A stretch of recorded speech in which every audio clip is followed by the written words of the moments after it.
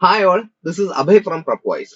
Plus ടുവിന് ശേഷം ഇന്ത്യയിൽ ഏറ്റവും മികച്ച ക്യാമ്പസുകളിൽ അഡ്മിഷൻ സെക്യൂർ ചെയ്യുന്നതിനായിട്ട് 2024 CUET, UG, IPMAT, JIPMAT അതുപോലെ NCET തുടങ്ങിയ എൻട്രൻസ് എക്സാമുകൾക്ക് തയ്യാറെടുക്കുന്നവർക്കായി Prepwise സംഘടിപ്പിക്കുന്ന ഫ്രീ ഓൺലൈൻ വർക്ക്ഷോപ്പ്. കൂടുതൽ വിവരങ്ങൾക്കായി താഴെ കൊടുത്തിരിക്കുന്ന ഡിസ്ക്രിപ്ഷൻ ചെക്ക് ചെയ്യുക. ഡിസ്ക്രിപ്ഷനിൽ കൊടുത്തിരിക്കുന്ന ഫോം ഫില്ല് ചെയ്ത് എത്രയും പെട്ടെന്ന് രജിസ്റ്റർ ചെയ്യുക. അടുത്ത ക്വസ്റ്റ്യൻ ആണ് the solubility of gas in A liquid. ഈ രണ്ട് പോയിന്റ് ആണ്. Solubility of A gas in A liquid അത് കൂടുന്ന കണ്ടീഷൻ എന്ന് പറഞ്ഞു കഴിഞ്ഞാൽ ടെമ്പറേച്ചർ കുറയുമ്പോഴും പ്രഷർ കൂടുമ്പോഴും. പ്രഷർ കൂടുമ്പോഴാണ് എന്താകുന്നത്, ആ ലിക്വിഡിലേക്ക് ഗ്യാസ് എന്താകുന്നത് നടക്കുന്നത്, അതിന്റെ സോലിബിലിറ്റി കൂടുന്നത്. അതേപോലെ തന്നെ ടെമ്പറേച്ചർ കുറച്ചു കഴിഞ്ഞാലാണ് ഈ സോലിബിലിറ്റി. അപ്പോൾ ടെമ്പറേച്ചർ കുറവും പ്രഷർ കൂടുതലുള്ള എന്തെങ്കിലും ഉണ്ടോ? Decrease with increase in pressure. ഇപ്പോൾ പ്രഷർ കൂടുന്നതിനനുസരിച്ച് കുറയോ? അല്ല, പ്രഷർ കൂടുന്നതിനനുസരിച്ച് കൂടുക.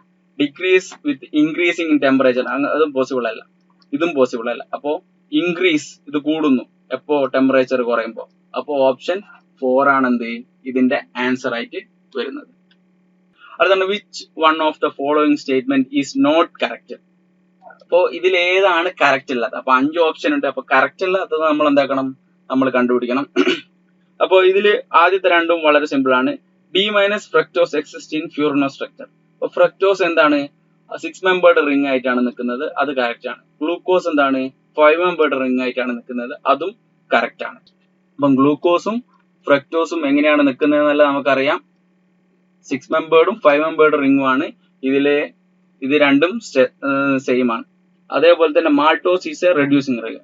മാൾട്ടോസ് എന്ന് പറയുന്നത് എന്താണ്? ഒരു ഡൈസാക്രൈഡ് ആണ്, അത് റെഡ്യൂസ് ചെയ്യും. ഇപ്പം സൂക്രോസ് പോലത്തെ ഷുഗർ ആണെങ്കിൽ അത് നോൺ റെഡ്യൂസിങ് ആണ്. അപ്പോൾ ഓപ്ഷൻ എയും ബിയും ഡിയും ശരിയാണ്. എയും ബിയും ഡിയും ശരിയാണ്. അപ്പോൾ ഓപ്ഷൻ എ ബി ശരിയാവില്ല, ബിയും ശരിയാവില്ല, ഡിയും ശരിയാവില്ല. അപ്പോ എന്താണ്?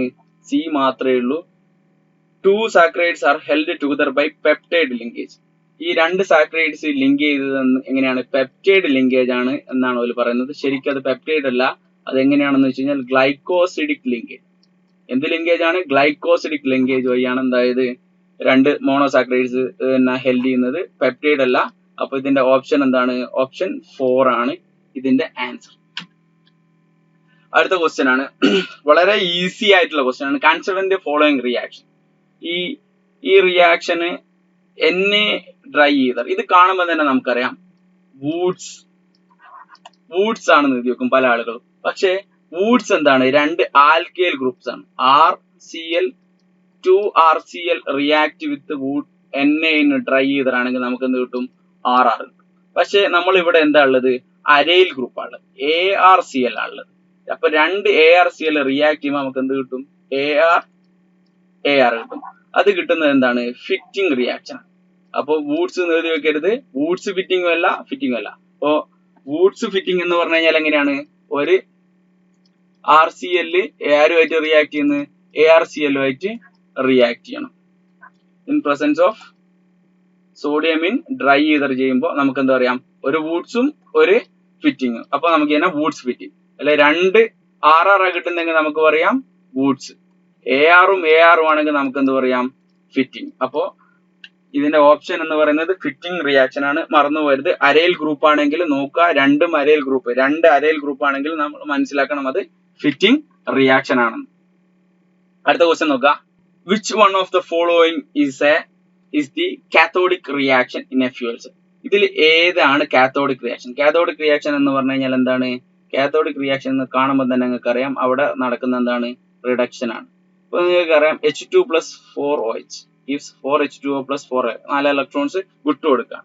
അപ്പൊ ഇത് നമുക്കറിയാം ഇതെന്തല്ല, ഇത് റിഡക്ഷൻ അല്ല, ഓക്സിഡേഷൻ ആണ്. അതേപോലെ തന്നെ ഇവിടെയും കാണാം നമുക്ക് ഓക്സിഡേഷൻ. പക്ഷെ ഇവിടെ വളരെ സിമ്പിൾ ആയിട്ടാണ്. O2 plus 2H2O 4 ഇലക്ട്രോൺ സ്വീകരിച്ചു 4OH.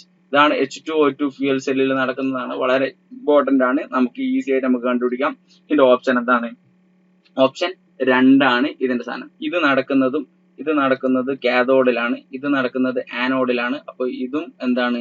നമുക്ക് ആൻസർ ആയിട്ട് കണക്കാക്കാനാവില്ല. O2 plus H2O 4 ഇലക്ട്രോൺ സ്വീകരിക്കുന്നു, എന്നിട്ട് 4OH മൈനസ് ആയിട്ട് മാറും. അപ്പൊ ഇതിന്റെ ആൻസർ എന്ന് പറയുന്നത് ഓപ്ഷൻ 2 ആണ്. അപ്പൊ കാഥോഡിക് റിയാക്ഷൻ എന്ന് പറഞ്ഞു കഴിഞ്ഞാൽ റിഡക്ഷൻ ആണ്. റിഡക്ഷൻ ഓർമ്മിക്കണം. കാഥോഡ് റിഡക്ഷൻ ആണ്, ആനോഡ് ഓക്സിഡേഷൻ ആണ്. Methyl propene can be prepared by the reaction of. Methyl propene എന്ന് പറയുന്നത് ഇതാണ്, C double bond CH2 CH.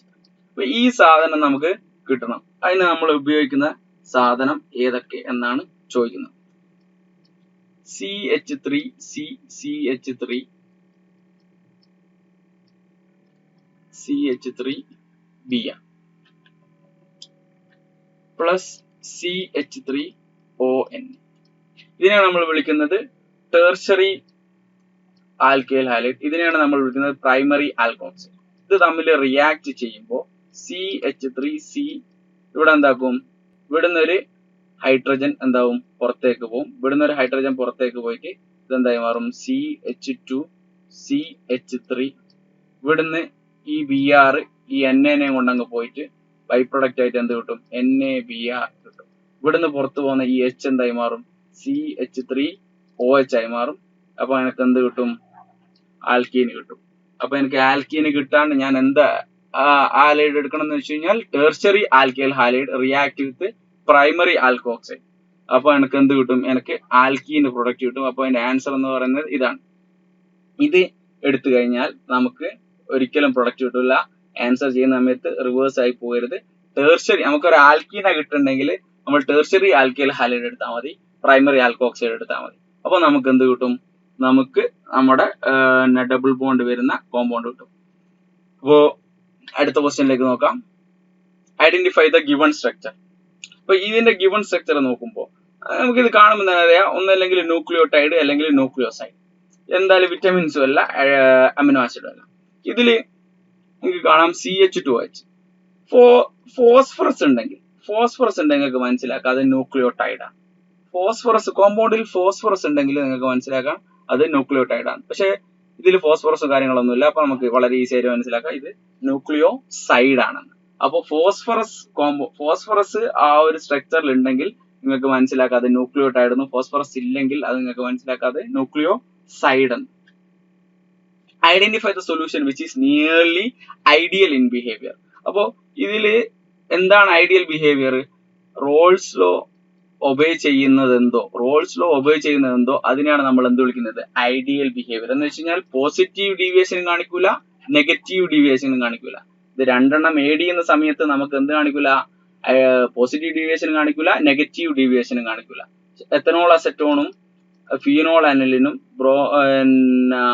ക്ലോറോഫോമും അസറ്റോണും പോസിറ്റീവും നെഗറ്റീവും ആയിട്ടുള്ള നമുക്ക് കാണിക്കും. പക്ഷെ ബ്രോമോ ഈത്തൈനും ക്ലോറോ ഈത്തൈനും AD ചെയ്ത് കഴിഞ്ഞാൽ എന്താണ്, വിച്ച് ഒബേസ് റോൾസ് ലോ. ഈ ഒരു ഇക്വേഷൻ മാത്രം റോൾസ് ലോ എന്താണ്, ഒബേ ചെയ്യും. റോൾസ് ലോ ഒബേ ചെയ്യുക എന്ന് പറഞ്ഞു കഴിഞ്ഞാൽ എന്താണ്, ഐഡിയൽ ബിഹേവിയർ കാണിക്കുന്നു എന്നാണ് അർത്ഥം. അപ്പൊ ബ്രോമോ ഈത്തൈനും ക്ലോറോ ഈത്തൈനും നമ്മൾ AD ചെയ്യുമ്പോൾ നമുക്ക് പോസിറ്റീവ് ഡീവിയേഷനും കാണിക്കൂല, നെഗറ്റീവ് ഡീവിയേഷനും കാണിക്കൂല. അപ്പൊ നമുക്ക് എന്ത് പറയാം, അതൊരു ഐഡിയൽ ബിഹേവിയർ ആയിട്ട് കണക്കാക്കാം. അടുത്തതാണ് മാച്ച് ലിസ്റ്റ് 1ഉം ലിസ്റ്റ് 2. വേറൊരു ലിസ്റ്റ് 1ഉം ലിസ്റ്റ് 2 എടുക്കുന്ന സമയത്ത് നമുക്ക് വളരെ ഈസി ആയിട്ട് കാണാം. നമുക്ക് 4 കാർബൺ ആണുള്ളത്, ടെട്രാ കാർബണൈൽ നിക്കൽ ഏതാണ് ഓപ്ഷൻ വരുന്നത്, B1. അപ്പൊ B1 വരുന്ന ഓപ്ഷൻ 2 ഉണ്ട്. ഇനി വേറൊരു ക്വസ്റ്റ്യൻ നോക്കാം. ഇവിടെ ഈ എത്തിലീൻ ഡയമീൻ 2 ഉണ്ട്, Cl2 2 ഉണ്ട്. അപ്പൊ നമ്മൾ നെയിം ചെയ്യുന്ന സമയത്ത് ക്ലോറിനും ഈ എത്തിലീനും ഉണ്ടെങ്കിൽ നമ്മൾ എന്താക്കും, ക്ലോറിന് പ്രയോറിറ്റി കൊടുക്കും. അപ്പൊ ഡൈക്ലോറിഡോ ബിസ് ഈത്തൈൻ ഡയമീൻ. അപ്പൊ മൂന്നാമത്തെ എത്രയാണ്, 4 വരുന്നത്. 3, 4 വരുന്ന ഓപ്ഷൻ ഇതാണ്. ഓപ്ഷൻ ഇതാണ്. അപ്പൊ A എന്ന് പറയുന്നത് എന്താണ്,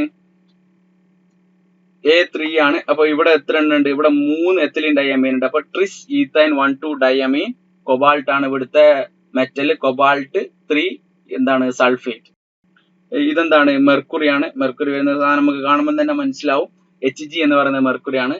അപ്പോ മെർക്കുറി 4 സൈന ഉള്ളത്, ടെട്രാ തയോസൈനോ കൊബാൾട്ടേറ്റ് എന്നാണ് ഇതിന്റെ ഇത്. ഈ കാണുന്നതാണ് ഓക്സിഡേഷൻ നമ്പർ, എല്ലാവർക്കും അറിയുന്നതാണ്. അതൊക്കെ വളരെ സിമ്പിൾ ആണ്. അപ്പോൾ ഇതിന്റെ ഓപ്ഷൻ എന്ന് പറയുന്നത് A3 B1 C4 D2 എന്നാണ്. ഓപ്ഷൻ 3 ആണ്. അടുത്ത ക്വസ്റ്റ്യൻ ആണ്, which of the following reaction mechanism is involve in Williamson synthesis for the preparation of symmetrical and unsymmetrical. സിമെട്രിക്കലും അൺസിമെട്രിക്കലും ആയിട്ടുള്ള ഈതര കിട്ടാൻ ഏത് മെക്കാനിസം ആണ് എടുക്കുന്നത് എന്നാണ് ചോദിക്കുന്നത്. അപ്പൊ ശ്രദ്ധിക്കാം,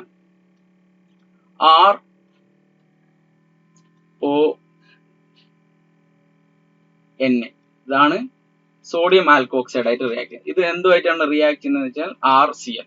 അപ്പൊ ഞാനൊരു എക്സാമ്പിൾ എടുക്കാം. CH3ONA react with CH3Cl. ഇതില് -Na+. ഈ Na എന്താക്കും, എന്റെ ഈ Cl അങ്ങ് കൊണ്ടുപോകുന്ന സമയത്ത് CH3O- ആണ് ഉണ്ടാവുക.